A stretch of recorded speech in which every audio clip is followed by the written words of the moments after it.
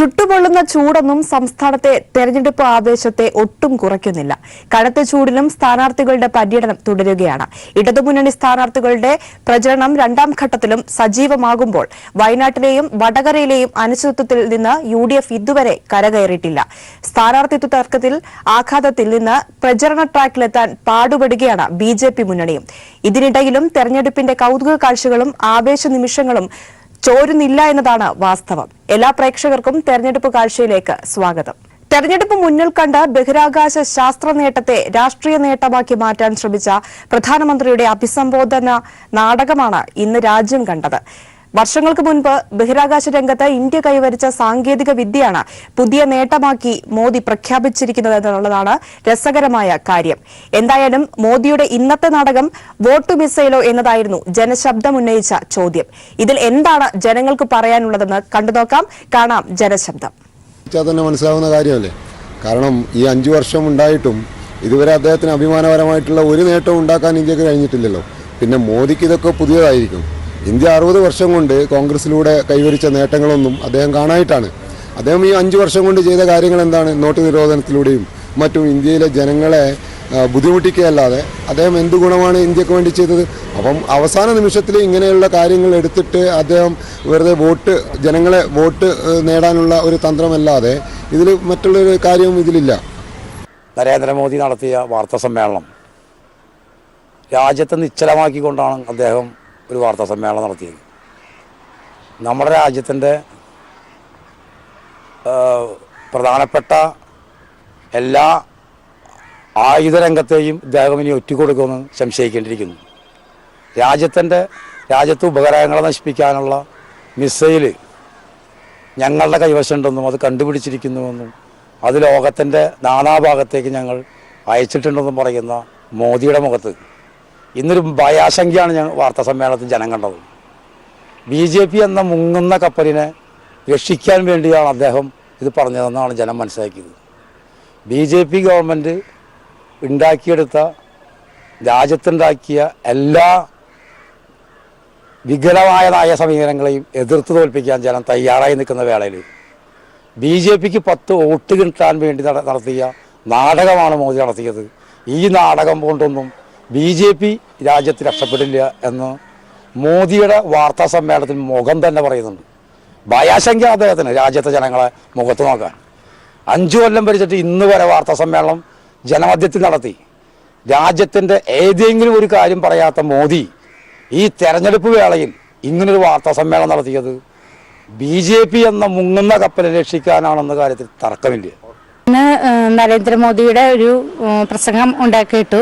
അതിൽ ഇന്ത്യ ലോകത്ത് 4ാം സ്ഥാനത്ത് നിൽക്കുന്ന ഈ നമ്മുടെ മിസൈലിൽ 4ാം സ്ഥാനത്ത് നിൽക്കുന്ന സമയത്ത് ഈ വക കാര്യങ്ങൾ നമ്മുടെ വോട്ട് കിട്ടുന്നതിന് വേണ്ടിയിട്ട് BJP എന്തായാലും തോൽക്കുമെന്നുള്ള ഒരു ഘട്ടം വന്നപ്പോൾ അത് മറികടക്കാനായിട്ടുള്ള ഈ കുതന്ത്രപരമായിട്ടുള്ള കാര്യങ്ങൾ ഞങ്ങളുടെ ഈ നാട്ടുകാരുടെ അടുത്തൊന്നും വില പോകില്ല എന്ന് ഞങ്ങൾ BJPയോടും പിന്നെ അതുപോലെ നരേന്ദ്രമോദിയോടും ഞങ്ങൾ പറയുകയാണ്. ഈ കാര്യങ്ങൾ ഒക്കെ ജനങ്ങൾ മുഴുവൻ ഇത് കണ്ടുകൊണ്ടിരിക്കുകയാണ്. അവരുടെ അടുത്ത് ഈ വക കാര്യങ്ങൾ വില പോകില്ല എന്ന് പറയുന്നു. അത് അറിയാൻ സാധിച്ചു. നരേന്ദ്രമോദി എന്ന് പറയുന്നത് പുതിയ തരം രാഷ്ട്രീയ കുതന്ത്രങ്ങളുമായിട്ട് പതിവ് ശൈലിയിലൂടെ ഇപ്പോൾ ഈ വരുന്ന തെരഞ്ഞെടുപ്പ് മുന്നിൽ വെച്ചുകൊണ്ട് നടത്താൻ ഉദ്ദേശിക്കുന്ന കുടില തന്ത്രങ്ങളുടെ ഒരു ഭാഗമായിട്ടാണ് നരേന്ദ്രമോദി ഈ ഒരു പ്രസ്താവനയാണല്ലോ അല്ലേ ഇറക്കിയിട്ടുള്ളത്. പ്രസ്താവനയല്ലായിരുന്നോ? അപ്പോൾ അത് ജനങ്ങൾക്ക് ബോധ്യമായിട്ടുണ്ട്. കാരണം തെരഞ്ഞെടുപ്പ് ആണെന്നുള്ള വിഷയമാണ് ഒരാളെ കാരണമാണ് കാണുന്നത്. മിസൈലും തെരഞ്ഞെടുപ്പും തമ്മിൽ യാതൊരു ബന്ധമില്ല എന്നാണ് എനിക്കറിയാൻ കഴിഞ്ഞത്. കാരണം അതിൻ്റെ വിജയം കണ്ടത് ഇപ്പോഴാവും, അതുകൊണ്ട് ഇപ്പോൾ പ്രഖ്യാപിച്ചു. അല്ലാതെ ഇപ്പോൾ അതിൻ്റെ മുന്നേ കണ്ടിട്ടുണ്ടാവില്ല. ഇലക്ഷൻ ഇപ്പോഴല്ലേ അതിൻ്റെ ഇത് വിജയം കണ്ടിട്ടുണ്ടാവുള്ളൂ. അപ്പോൾ പെട്ടെന്ന് പ്രഖ്യാപിച്ചു. ഇപ്പോൾ വിജയം കണ്ടതിന് ശേഷം ഇലക്ഷൻ കഴിഞ്ഞിട്ട് പ്രഖ്യാപിച്ചിട്ട് കാര്യമില്ലല്ലോ. അതുകൊണ്ട് ഇലക്ഷനും തമ്മിൽ യാതൊരു ബന്ധമില്ല.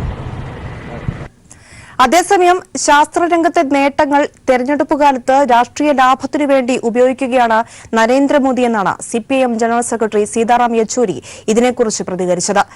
എന്നാൽ മോദി യുദ്ധചിഹ്നങ്ങളെ വോട്ട് ബാങ്ക് രാഷ്ട്രീയത്തിന് ഉപയോഗിക്കുന്നുവെന്നായിരുന്നു LDF കൺവീനർ A. വിജയരാഘവന്റെ പ്രതികരണം. പരാജയ ഭീതി കൊണ്ടാണ് രാജ്യത്തിന്റെയും സൈന്യത്തിന്റെയും നേട്ടങ്ങൾ സ്വന്തം നേട്ടമായി മോദി അവതരിപ്പിക്കുന്നതെന്ന് പി കെ കുഞ്ഞാലിക്കുട്ടിയും മോദിയുടെ അഭിസംബോധനയെ വിമർശിച്ചുകൊണ്ട് പറഞ്ഞു. കാണാം നേതാക്കളുടെ പ്രതികരണം. In 2014, you came as a Prime Minister saying that I've got a 56-inch chest, that I can do things which were not done before. But why did you take 5 years now for the same decision, something that was already ready? It was ready before this government came. So why did you not do it earlier? That itself betrays the fact that they want to use this for their electoral campaign or misuse this, which is the worst politicization that is being done by them. We've seen how they're trying to politicize Balakot. Now they are trying to politicize this. ഈ കഴിഞ്ഞ ഒരു 6 മാസക്കാലത്തെ കേന്ദ്ര ഗവൺമെൻറ്റിൻ്റെ എല്ലാ പെരുമാറ്റവും അവരുടെ പ്രധാനമന്ത്രിയുടെ ഇടപെടലുകളും നമ്മുടെ ദേശസുരക്ഷയുമായി ബന്ധപ്പെട്ട പ്രശ്നത്തെ ഉപയോഗപ്പെടുത്തിയ വിവിധങ്ങളായ രീതികളും സൂക്ഷ്മമായി പരിശോധിച്ചാൽ തെരഞ്ഞെടുപ്പ് ലക്ഷ്യമാക്കിയിട്ടുള്ളതാണ് എന്ന് കാണാൻ കഴിയും. അവിടെ നമ്മൾ കണ്ടത് ഇത് ഇപ്പോൾ ഈ നടത്തിയ പ്രഖ്യാപനം തീർച്ചയായിട്ടും തെരഞ്ഞെടുപ്പ് പെരുമാറ്റച്ചട്ടങ്ങളുടെ ലംഘനം തന്നെയാണ്. തെരഞ്ഞെടുപ്പ് കമ്മീഷൻ അത് സംബന്ധിച്ച് നടപടി എടുക്കണമുണ്ട്. ആ പ്രോജക്റ്റ് ഇപ്പോൾ പൂർത്തിയായി. രാജ്യം വലിയ ഒരു നേട്ടം കൈവരിച്ചു. മാത്രമല്ല അത് ഡിഫൻസിൻ്റെ ഏജൻസികളുടെ ഇത് സംബന്ധിച്ച് റിസർച്ച് നടത്തുന്ന ഏജൻസികളുടെ നേട്ടമാണ്. പക്ഷേ ഈ നേട്ടം തെരഞ്ഞെടുപ്പിനിടയിൽ അനൗൺസ് ചെയ്യാൻ വേണ്ടി നാടകീയത സൃഷ്ടിച്ച പ്രധാനമന്ത്രിയുടെ നടപടി അത്ഭുതകരമാണ്. വളരെ നമ്മുടെ രാജ്യത്തെ കൊച്ചാക്കുന്ന ഒരു നടപടിയായിപ്പോയി.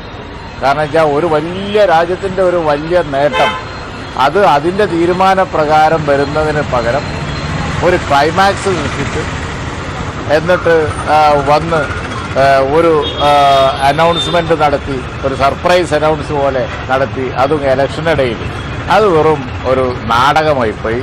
ശ്രീ രാഹുൽ ഗാന്ധി പറഞ്ഞതുപോലെ ശാസ്ത്രജ്ഞന്മാരെ അഭിനന്ദിക്കുന്നതോടൊപ്പം തന്നെ വേൾഡ് ആക്ടിംഗ് പ്രൈസ് കൊടുക്കുകയാണെങ്കിൽ അത് മോഡിക്ക് കൊടുക്കണം. ഇത് ശാസ്ത്രജ്ഞന്മാരുടെ നേട്ടവും രാജ്യത്തിൻ്റെ നേട്ടവുമാണ്. അത് വേറിട്ട് നിൽക്കുന്നു. ഭൂരിപക്ഷമായാലും ന്യൂനപക്ഷമായാലും വർഗീയതയ്ക്കെതിരെയാണ് തന്റെ പോരാട്ടമെന്ന് മലപ്പുറം LDF സ്ഥാനാർത്ഥി VP സാനു. തൊഴിലില്ലായ്മയും നവ ഉദാരവൽക്കരണവും നടപ്പിലാക്കി വിദ്യാഭ്യാസം നിഷേധിക്കുന്നതിനെതിരെയും കർഷകരെ ദ്രോഹിക്കുന്നവർക്കെതിരെയും ജനങ്ങൾ വിധിയെഴുതണമെന്നും സാനു പറഞ്ഞു.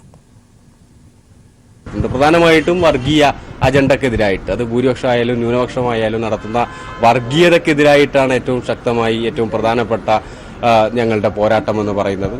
അതോടൊപ്പം തന്നെ തൊഴിലില്ലായ്മക്കെതിരായിട്ട് നവ ഉദാരവൽക്കരണം നടപ്പാക്കി തൊഴിലും അതുപോലെ തന്നെ വിദ്യാഭ്യാസവും ഒക്കെ നിഷേധിക്കുന്നവർക്കെതിരായി, കർഷകരെ നിരന്തരം തെരുവിലേക്ക് ഇറക്കുന്നവർക്കെതിരായി, പശു ആണ് ഏറ്റവും പ്രധാനം, മനുഷ്യർക്ക് 2ാം സ്ഥാനം പോലും ഇല്ല എന്ന് പറയുന്നവർക്കെതിരായിട്ട്, അതോടൊപ്പം തന്നെ കൃത്യമായിട്ടുള്ള സമയത്ത് പാർലമെന്റിൽ ഇടപെടാത്തവർക്ക് പാർലമെന്റിൽ ഇടപെടുകയും വോട്ട് ചെയ്യുകയൊക്കെ ചെയ്യേണ്ട സമയത്ത് അത് ചെയ്യാതെ ന്യായീകരണം കണ്ടെത്തേണ്ടി വരുന്ന ആളുകൾക്ക് ഉള്ള മറുപടിയായിട്ട് ഈ തെരഞ്ഞെടുപ്പിൽ ഈ മലപ്പുറം മണ്ഡലത്തിലെ ജനങ്ങൾ വിധിയെഴുതും. വികസന തുടർച്ചയ്ക്ക് വോട്ട് അഭ്യർത്ഥിച്ച് ഇടുക്കിയിലെ LDF സ്ഥാനാർത്ഥി അഡ്വക്കേറ്റ് ജോയിസ് ജോർജ്. ഹൈറേഞ്ച് സംരക്ഷണ സമിതി പിന്തുണയോടെ മത്സരിക്കുന്ന ജോയിസ് നാളെ നാമനിർദ്ദേശ പത്രിക സമർപ്പിക്കും. സമീർ വഴങ്ങോട് തയ്യാറാക്കിയ റിപ്പോർട്ടിലേക്ക്. ഇടുക്കിയിലെ ഇടത് സ്ഥാനാർത്ഥി അഡ്വക്കേറ്റ് ജോയിസ് ജോർജ് ഇപ്പോൾ നമുക്കൊപ്പം ചേരുന്നുണ്ട്. പൊതുപര്യടനം പുരോഗമിക്കുന്നു. എങ്ങനെയാണ് ഇപ്പോഴത്തെ ഒരു പ്രതീക്ഷകൾ പങ്കുവെക്കുന്നത്?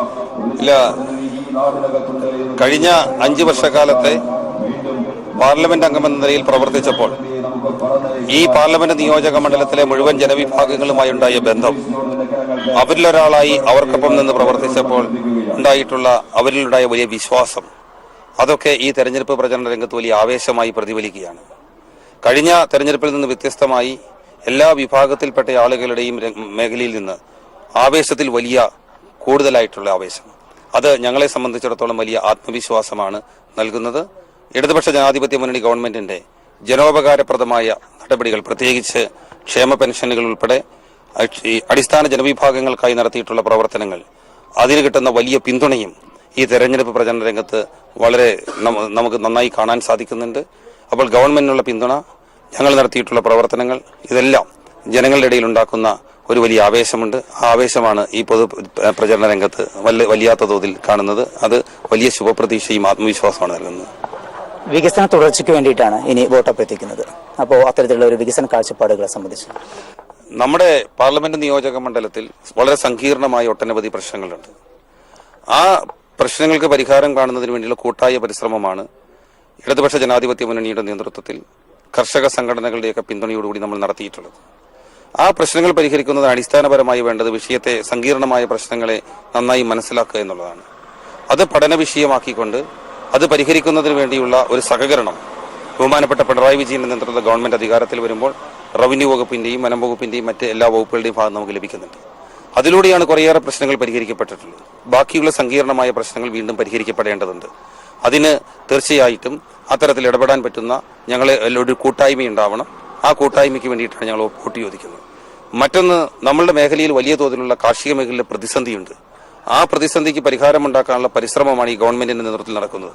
5000 കോടി രൂപയുടെ കാർഷിക പാക്കേജാണ്. ആ ഇടുക്കി പാക്കേജ് ഉൾപ്പെടെയുള്ള പ്രവർത്തനങ്ങളും യാഥാർത്ഥ്യമാക്കുന്നതിനുള്ള ഒരു അനുമതി, അതാണ് ഞാൻ ജനങ്ങളോട് ചോദിക്കുന്നത്. മുൻകാലത്തെ എന്റെ പ്രവർത്തനത്തിൽ അങ്ങനെയുള്ള കാര്യങ്ങൾ നന്നായി ഇടപെടും എന്ന വിശ്വാസം അവർക്കുണ്ട്. അതുകൊണ്ട് തന്നെ ആ വികസനത്തെ സംബന്ധിച്ചിട്ടുള്ള സമഗ്രമായ ഒരു സമീപനമുണ്ട്. ആ സമീപനത്തിലൂട്ടി കൃത്യമായിട്ടുള്ള കാഴ്ചപ്പാടോടുകൂടി തന്നെയാണ് അഡ്വക്കേറ്റ് ജോയ്സ് ജോർജ് അദ്ദേഹത്തിന്റെ പര്യടനം തുടരുന്നത്. ഇടുക്കിയിൽ നിന്ന് ദിലീപ് ഗോപിക്കൊപ്പം സമയ വളമോട്. രാഹുൽ ഗാന്ധിയെയും മോദിയെയും എതിർക്കാൻ കൊച്ചിയിൽ നിന്നൊരു യുവാവ് എത്തുന്നു. പാർലമെന്റിൽ മോദിയുടെ മണ്ഡലമായ വാരണാസിയിലും രാഹുലിന്റെ അമേഠിയിലും മത്സരിക്കാൻ ഒരുങ്ങുകയാണ് കൊച്ചിക്കാരനായ ആഷിൻ. സോഷ്യൽ മീഡിയകളിലൂടെയാണ് ആഷിൻ തന്റെ പ്രചാരണം നയിക്കുന്നത്. കൊച്ചി ബ്യൂറോയുടെ റിപ്പോർട്ടിലേക്ക്. സുരക്ഷിത മണ്ഡലം തേടി രാഹുൽ ഗാന്ധി വയനാട്ടിലേക്ക് വരുന്നതിനിടെയാണ് ഒരു മലയാളി രാഹുൽ ഗാന്ധിയെ എതിർക്കാനായി അമേഠിയിലേക്ക് പുറപ്പെടുന്നത്. കൊച്ചിയിൽ പ്രോഗ്രാം ഡയറക്ടറായി ജോലി ചെയ്യുന്ന ആഷിൻ 2 ലക്ഷം വോട്ടുകളാണ് അമേഠിയിൽ നിന്നും വാരണാസിയിൽ നിന്നും ലക്ഷ്യം വെക്കുന്നത്. മോദിയുടെ സ്വന്തം മണ്ഡലമായ വാരണാസിയിലും മത്സരിക്കുന്നത് വഴി ആവശ്യങ്ങൾ അധികാരികൾക്ക് മുന്നിൽ എത്തിക്കാൻ സാധിക്കുമെന്നാണ് ഈ ചെറുപ്പക്കാരൻ കണക്കാക്കുന്നത്. പല ആൾക്കാരും പല സമരമുറകളും അല്ലെങ്കിൽ കാര്യങ്ങളും ചെയ്യാറുണ്ട്. അതുപോലെ ഒരു വ്യക്തി എന്നുള്ള നിലയിലും ഒരു പൊളിറ്റിക്കൽ പാർട്ടി എന്നുള്ള നിലയിലും ഞങ്ങൾക്ക് പറയാനുള്ള കുറച്ച് കാര്യങ്ങൾ ഞങ്ങൾ ഗവൺമെന്റിന്റെയും അല്ലെങ്കിൽ ഈ പറയുന്ന ജയിച്ച് ഒരു പുതിയ മന്ത്രിസഭ വരാൻ സാധ്യതയുള്ള ആൾക്കാരിലേക്ക് എത്തിക്കുക എന്നുള്ളതാണ് ഞങ്ങളുടെ പ്രധാന ലക്ഷ്യം. സമൂഹ മാധ്യമങ്ങൾ വഴിയുള്ള ചിലവ് കുറഞ്ഞ പ്രചരണമാണ് ഇന്ത്യൻ ഗാന്ധിയൻ പാർട്ടിയുടെ നാഷണൽ ഇലക്ഷൻ കോർഡിനേറ്റർ കൂടിയായ ആഷിൻ ലക്ഷ്യം വെക്കുന്നത്.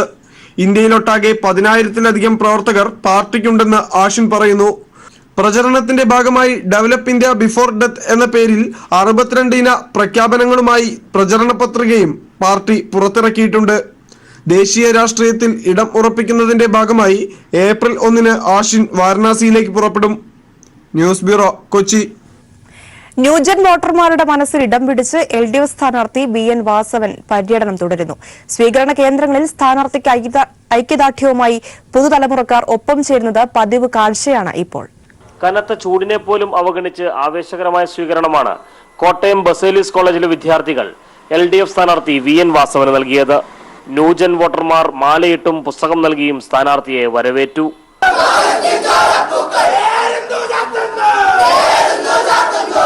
എന്തുകൊണ്ടാണ് ഇടതുപക്ഷത്തെ സ്വീകരിക്കുന്നത് എന്ന ചോദ്യത്തിന് അവരുടെ ഉത്തരം ഇതാണ്. വലിയ തോതിലുള്ള അസമത്വങ്ങളും അതുപോലെ തന്നെ എവിടെ നോക്കിയാലും ഒരു അസഹിഷ്ണുത നിലനിൽക്കുന്ന ഒരു കാലഘട്ടമാണ്. ഒരു പുരോഗമന പ്രസ്ഥാനത്തിന്റെ നേതൃത്വം തന്നെ ഒരു കടന്നു വരേണ്ട ഒരു സാഹചര്യമാണ് ഇന്ന് ഇന്ത്യയിൽ നിലനിൽക്കുന്നത്.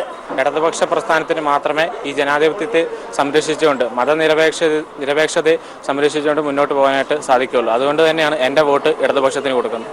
നിലവിലെ രാഷ്ട്രീയ സാഹചര്യം വിലയിരുത്തിക്കൊണ്ടുള്ള ന്യൂജൻ വോട്ടുകൾ ഇടതുപക്ഷത്തിന്റെ വിജയം സുനിശ്ചിതമാക്കുമെന്ന് VN വാസവൻ പറഞ്ഞു. മണ്ഡലത്തിന്റെ സ്ഥിതിവിശേഷവും ഒപ്പം നിലനിൽക്കുന്ന രാഷ്ട്രീയ സാഹചര്യവും ഇടതുപക്ഷ ജനാധിപത്യം ഉയർത്തിപ്പിടിക്കുന്ന തിളക്കമാർന്ന നിലപാടുമാണ് ഈ തരത്തിൽ യൗവനങ്ങളെല്ലാം ഈ ഇടതുപക്ഷ ജനാധിപത്യത്തിനൊപ്പം വരാനിടവരുന്ന സാഹചര്യം. കോട്ടയം മണ്ഡലത്തിലെ പുതുതലമുറക്കാർ ഇടതു സ്ഥാനാർത്ഥി VN വാസവന് ഐക്യദാർഢ്യവുമായി ചേരുന്ന കാഴ്ചയാണ് എങ്ങും. കോട്ടയത്ത് നിന്നും ക്യാമറാമാൻ സംജിത്ത് ആർപ്പുക്കരോടൊപ്പം TP പ്രശാന്ത്. ഇടത് സ്ഥാനാർത്ഥികളുടെ പ്രചാരണത്തിനായി ഛായാചിത്രങ്ങൾ തീർക്കുകയാണ് കുമളി സ്വദേശി അബ്ദുൾ റസാഖ്. 20 സ്ഥാനാർത്ഥികളുടെയും ചിത്രങ്ങൾ തീർത്തതിൽ ഇടുക്കിയിലെ സ്ഥാനാർത്ഥിയുടെ ചിത്രങ്ങളാണ് അധികവും. കോട്ടയം മണ്ഡലത്തിലെ സ്ഥാനാർത്ഥി VN വാസവൻ, എറണാകുളത്തെ P രാജീവ്, വടകരയിൽ മത്സരിക്കുന്ന പി ജയരാജൻ തുടങ്ങി 20 മണ്ഡലങ്ങളിലെയും ഇടത് സ്ഥാനാർത്ഥികൾ റസാഖിന്റെ ക്യാൻവാസിൽ നിറഞ്ഞു നിൽക്കുന്നു. ഇടുക്കിയിലെ സ്ഥാനാർത്ഥി അഡ്വക്കേറ്റ് ജോയ്സ് ജോർജിന്റെ ചിത്രങ്ങളാണ് വരച്ചതിൽ ഏറെയും. ജോയ്സിന്റെ പ്രചാരണത്തിലെ ഓരോ ദിവസത്തെയും പ്രധാന കാഴ്ചകളാണ് ചിത്രീകരിക്കുന്നത്. ചിത്രങ്ങൾ നവമാധ്യമങ്ങളിൽ പങ്കുവയ്ക്കും. ഇത്തരത്തിലുള്ള പ്രചാരണത്തിന് മികച്ച പിന്തുണ ലഭിക്കുന്നുണ്ടെന്ന് റസാഖ് പറയുന്നു. കേരളത്തിലെ 20 മണ്ഡലങ്ങളിൽ മത്സരിക്കുന്ന ഇടതുപക്ഷ ജനാധിപത്യ മുന്നണിയുടെ സ്ഥാനാർത്ഥികളുടെ സോഷ്യൽ മീഡിയ പ്രചരണത്തിന്റെ ഭാഗമായിട്ടാണ് ഇപ്പോൾ സ്ഥാനാർത്ഥികളുടെ ചിത്രങ്ങൾ വരച്ചുകൊണ്ടിരിക്കുന്നത്. ആദ്യഘട്ടത്തിൽ 20 സ്ഥാനാർത്ഥികളുടെയും ചിത്രങ്ങൾ വരച്ചിരുന്നു. അതിന്റെ തുടർച്ച എന്നുള്ളതിൽ പര്യടനത്തിന്റെ ഉൾപ്പെടെയുള്ള സ്കെച്ചുകൾ വരച്ചുകൊണ്ടിരിക്കുകയാണ്. 50-ൽ പരം ചിത്രങ്ങൾ വരച്ചിട്ടുണ്ട്. Colour pencil, Indian ink, water colour, oil paste തുടങ്ങിയവ ഉപയോഗിച്ചാണ് രചനകൾ. രാഷ്ട്രീയ നേതാക്കൾ, സാംസ്കാരിക നായകർ, കായിക പ്രതിഭകൾ, ലോക രാഷ്ട്രത്തലവന്മാർ തുടങ്ങിയവരുടെ ചിത്രങ്ങൾ രചിച്ച റസാഖ് ദേശീയ തലത്തിലും ശ്രദ്ധേയനാണ്. റസാഖിന്റെ ചിത്രരചനയ്ക്ക് ഇന്ത്യ ബുക്കിന്റെ 4 ദേശീയ റെക്കോർഡ്, യൂണിവേഴ്സൽ ഫോറത്തിന്റെ റെക്കോർഡ് തുടങ്ങി നിരവധി അംഗീകാരങ്ങൾ ലഭിച്ചിട്ടുണ്ട്. News bureau, Idukki. കമ്മ്യൂണിസം എന്താണെന്ന് പറയുന്ന നടൻ ഇളയ ദളപതി വിജയുടെ വാക്കുകൾ കടമെടുത്ത് കൊല്ലം ഇടതുമുന്നണി സ്ഥാനാർത്ഥി KN ബാലഗോപാൽ. ഇളയ ദളപതി വിജയ്ക്കും കൊല്ലത്തിന്റെ ദളപതി ബാലഗോപാലിനും വിദ്യാർത്ഥികൾ നൽകിയ കയ്യടിയും മാസായി.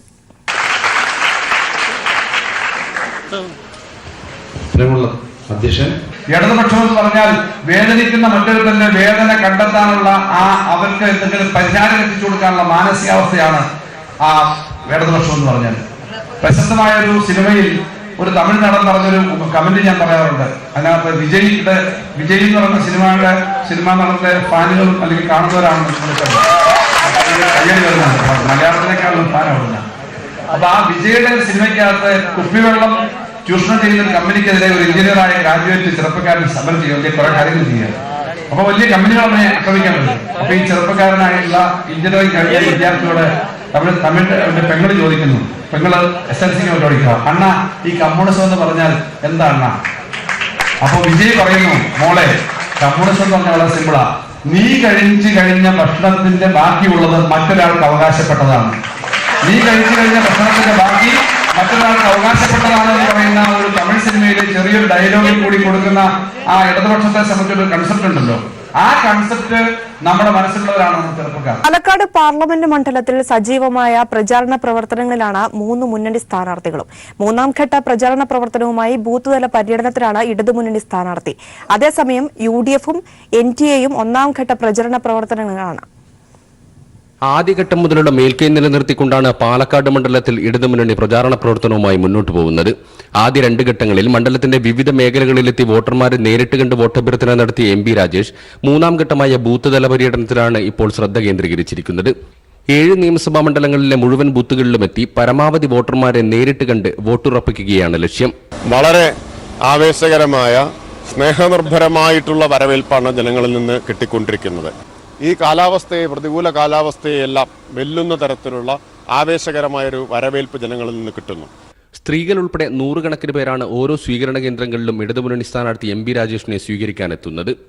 ആദ്യഘട്ട പ്രചാരണത്തിലുള്ള UDF സ്ഥാനാർത്ഥി VK ശ്രീകണ്ഠൻ കോളേജുകളിലും വിവിധ സ്ഥാപനങ്ങളിലും എത്തി വോട്ടർമാരെ കാണുകയാണ്. അതോടൊപ്പം വിവിധ മേഖലകളിൽ പൊതുയോഗങ്ങളിലും കൺവെൻഷനുകളിലുമെല്ലാം പങ്കെടുക്കുന്നുണ്ട്. പാലക്കാട് ലോക്സഭയിൽ വലിയ ആവേശകരമായ സ്വീകരണമാണ് ഐക്യജനാധിപത്യ മുന്നണി സ്ഥാനാർത്ഥിയായ എനിക്ക് ലഭിക്കുന്നത്. ഒരുപാട് പ്രതീക്ഷയുണ്ട് ഐക്യജനാധിപത്യ മുന്നണിയിൽ. ശക്തമായ ഒരു പോരാട്ടത്തിലൂടെ പാലക്കാട് തിരിച്ചുപിടിക്കാനുള്ള ഒരുക്കത്തിലാണ് ഞങ്ങൾ. മണ്ഡലത്തിലുടനീളം നടത്തിയ റോഡ് ഷോയിലൂടെയാണ് NDA സ്ഥാനാർത്ഥി C കൃഷ്ണകുമാർ പ്രചാരണ രംഗത്തേക്ക് കടന്നുവന്നത്. വിവിധ മേഖലകളിലെത്തി പ്രമുഖരെ നേരിട്ട് കണ്ട് വോട്ടുറപ്പിക്കുകയാണ് NDA സ്ഥാനാർത്ഥി. ഇത്തവണ പാലക്കാടിൻ്റെ ചരിത്രം മാറ്റിയെഴുതും. തീർച്ചയായിട്ടും നരേന്ദ്രമോദിക്ക് പിന്തുണയ്ക്കുന്ന ഒരു ജനപ്രതിനിധി എന്നുള്ളതിൽ ഇവിടുന്ന് തെരഞ്ഞെടുക്കപ്പെടാൻ കഴിയുന്നുള്ള ഉറച്ച ആത്മവിശ്വാസത്തിലാണ്. അടുത്ത ആഴ്ചയോടെ മുന്നണി സ്ഥാനാർത്ഥികളുടെ വിജയത്തിനായി ദേശീയ സംസ്ഥാന നേതാക്കൾ കൂടി മണ്ഡലത്തിലെത്തുന്നതോടെ പ്രചാരണ രംഗം കൂടുതൽ സജീവമാവും. ക്യാമറാമാൻ മഹേഷ് പാലക്കാടിനോടൊപ്പം സിജു കണ്ണൻ. മാറ്റത്തിന് വോട്ട് തേടി പൊന്നാനിയിൽ ഇടതു പ്രചരണം കൊഴുക്കുന്നു. വികസനം പ്രധാന ചർച്ചയായെന്ന് സ്ഥാനാർത്ഥി PV അൻവർ. കുടുംബയോഗങ്ങളുമായി UDF ക്യാമ്പും സജീവം. ഈ റിപ്പോർട്ടോടെ ഇന്നത്തെ തെരഞ്ഞെടുപ്പ് കാഴ്ചകൾ അവസാനിക്കുന്നു. ഇനി കാണാം ന്യൂസ് ആൻഡ് വ്യൂസ്. പൊന്നാനിയിൽ തെരഞ്ഞെടുപ്പ് പോര് മുറുകുന്നു. ഇടതു വലതു മുന്നണികൾ സജീവ തെരഞ്ഞെടുപ്പ് പ്രചരണത്തിലാണ്. മണ്ഡല പര്യടനവും റോഡ് ഷോയുമായി LDF സ്വതന്ത്ര സ്ഥാനാർത്ഥി PV അൻവർ പ്രചരണ രംഗത്ത് ഏറെ മുന്നിലാണിപ്പോൾ. കൃത്യമായ സ്വീകരണമാണ് അൻവറിന് മണ്ഡലത്തിലുടനീളം ലഭിക്കുന്നത്. 100% ജനങ്ങൾ ആഗ്രഹിക്കുന്നതിന്റെ ആവശ്യമുള്ള അടിസ്ഥാനപരമായ ചർച്ച വികസനം തന്നെയാണ്. പിന്നെ ഇവിടെ ഇവർ ലീഗ് നടത്തിക്കൊണ്ടിരിക്കുന്ന വർഗീയതയും, ഈ രണ്ട് കാര്യമാണ് ഈ പാർലമെന്റ് മണ്ഡലത്തിലെ ചർച്ച. UDF സ്ഥാനാർത്ഥി ET മുഹമ്മദ് ബഷീർ രണ്ടാം റൗണ്ട് പര്യടനത്തിലാണ്. കുടുംബയോഗങ്ങൾ കേന്ദ്രീകരിച്ചാണ് പ്രധാനമായും വോട്ടഭ്യർത്ഥന. ആളുകൾ വളരെ നന്നായിട്ട് പ്രതികരിക്കുന്നുണ്ട്. സ്ത്രീകൾ, യുവാക്കൾ, അതായത് ഇവിടെ ഈ ന്യൂ ജനറേഷൻ ഒക്കെ ഇത്ര മേൽ ആവേശത്തിൽ വന്നൊരു സമയം ഉണ്ടായിട്ടില്ല. അവർ പരമ്പരാഗത വോട്ട് ചെയ്യുന്നവരല്ല, അവർ പുതിയ വോട്ടേഴ്സാണ്. പക്ഷെ അവരും വളരെ ഉഷാറുള്ളതാണ്. അതുകൊണ്ട് ഞങ്ങൾക്ക് നല്ല സംതൃപ്തിയുണ്ട്. അസലായിട്ട് പോകുന്നുണ്ട് കാര്യങ്ങൾ. NDA സ്ഥാനാർത്ഥി VT രമയുടെ ആദ്യ 2 പ്രചരണവും പൊന്നാനിയിൽ പുരോഗമിക്കുന്നു. കഴിഞ്ഞ ലോക്സഭാ നിയമസഭാ തെരഞ്ഞെടുപ്പിലെ വോട്ടിംഗ് നില പരിശോധിച്ചാൽ പൊന്നാനിയിൽ UDFന്റെ ഭൂരിപക്ഷം കുത്തനെ കുറയുന്നതായി കാണാം. ഈ ട്രെൻഡ് നിലനിർത്താനായാൽ പൊന്നാനിയും തിരിച്ചുപിടിക്കാനാകുമെന്നാണ് LDFന്റെ പ്രതീക്ഷ.